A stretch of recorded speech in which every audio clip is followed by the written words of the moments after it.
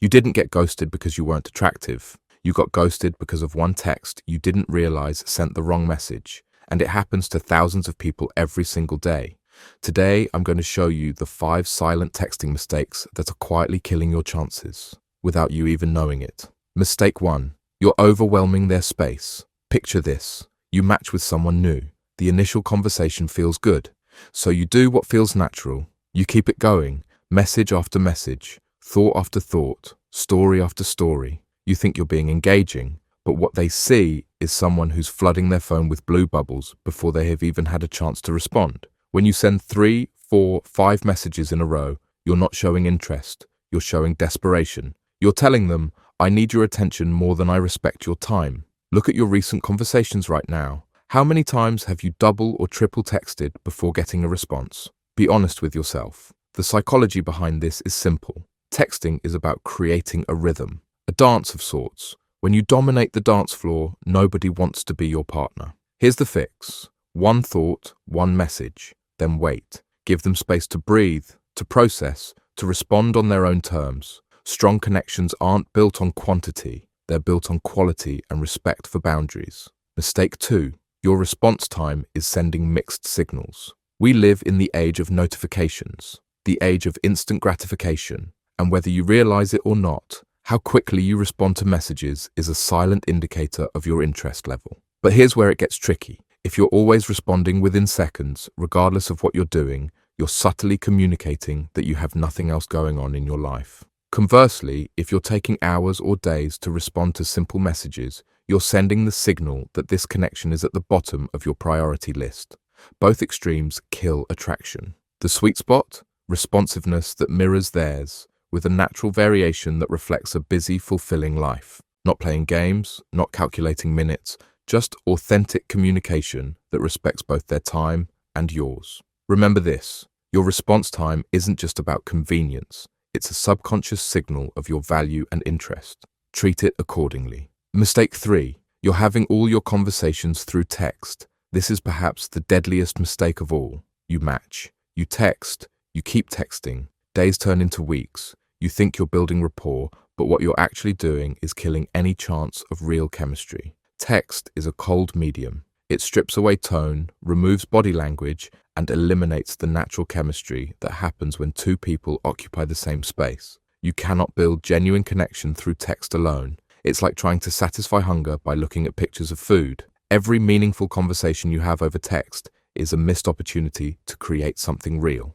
Here's what successful daters understand. Text is for logistics, for quick check-ins, for playful banter that leads to meeting in person. It is not for getting to know someone deeply. It is not for working through issues. And it is certainly not for determining compatibility. I've coached people who spent weeks texting someone, only to meet in person and realize there's zero chemistry. All that time wasted. All because they used texting as a replacement for real interaction. Let me ask you something. How many potentially great connections have you texted to death before they ever had a chance to breathe in person? The next time you find yourself drafting a paragraph response to someone you haven't met yet, stop. Send this instead. This would be much better to discuss over coffee. Are you free this weekend? Watch how quickly things change when you move from pixels to presence. Mistake 4. Your energy doesn't translate.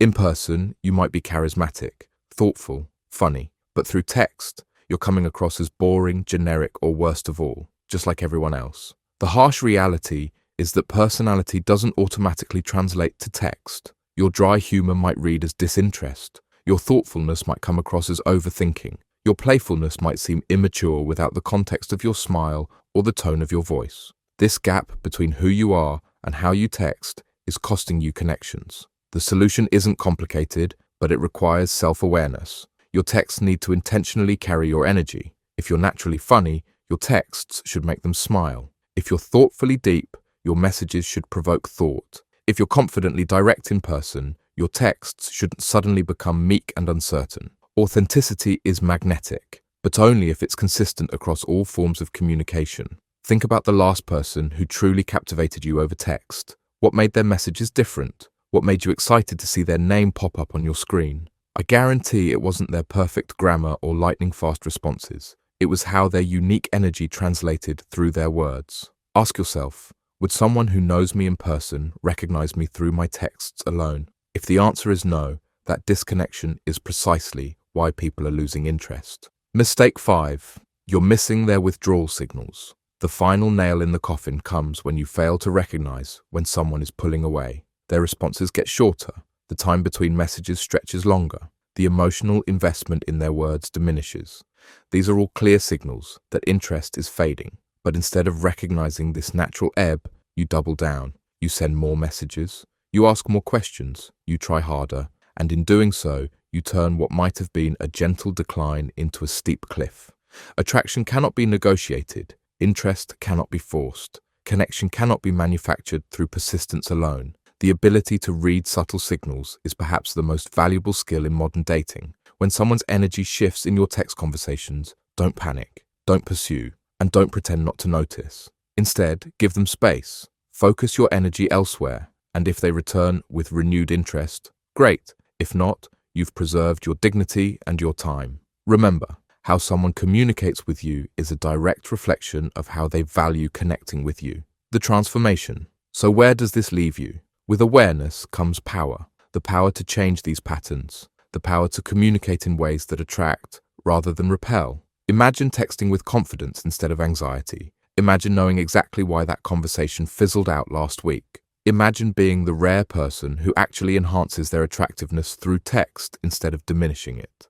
This isn't about playing games. It's about understanding the psychology of modern communication. It's about recognizing that in a world where everyone is constantly texting, standing out means texting differently. Here's your new approach. Text with purpose, not desperation. Respond with intention, not obligation. Move conversations forward, not in circles. Carry your authentic energy in every message. And perhaps most importantly, recognize when text has served its purpose. The most attractive quality in texting isn't being clever or mysterious. It's being genuine while understanding the limitations of the medium. Remember, your goal should never be to impress someone with your texting skills. Your goal is to create enough intrigue and connection that they want to experience the real you, in person. Because at the end of the day, the goal isn't to become a better texter. The goal is to use texting as a bridge to something real, something face-to-face, something that no emoji or clever message can ever replace. That's how you stop losing people over text. That's how you start turning digital conversations into meaningful connections. The question now isn't whether you've been making these mistakes. The question is, what are you going to do differently with the next message you send? Your phone isn't just a device, it's a gateway to meaningful relationships. Use it wisely.